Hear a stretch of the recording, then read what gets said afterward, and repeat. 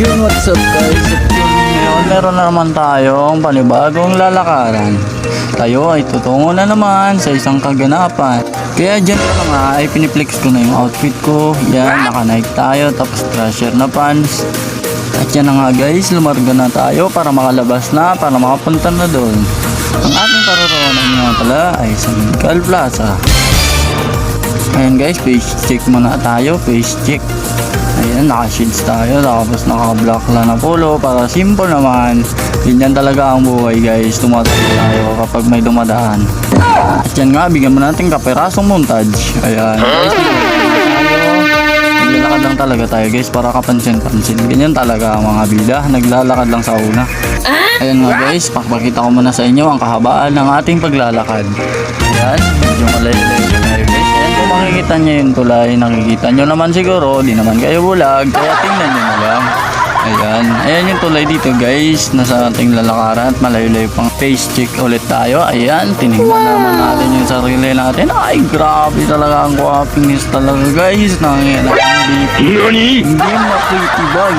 Ayan guys, isang sikreto para maging pogi, huwag kang maligo. Ayan, magikin natin na sasakyan na tayo. Ayan guys, nakaparan na rin tayo sa tricycle sa kahaba ng ating pinaglakad. Nakasakay na rin sa wakas. At yan na nga, papunta na nga sa ating paruroonan. Kunting saglit na lang at atin nang mapupuntahan.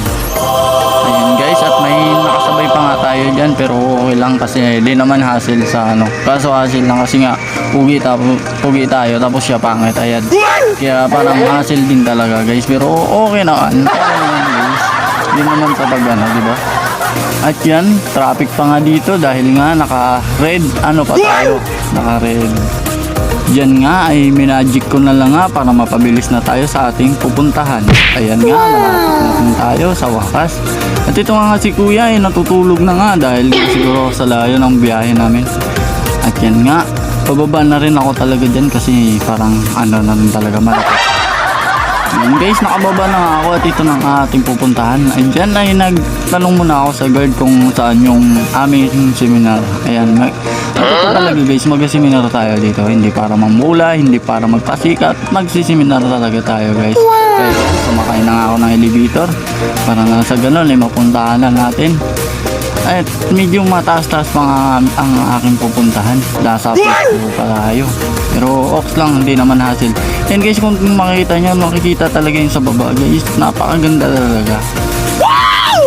Alright, at ayan na nga, bumaba na yung isa naming pasahero.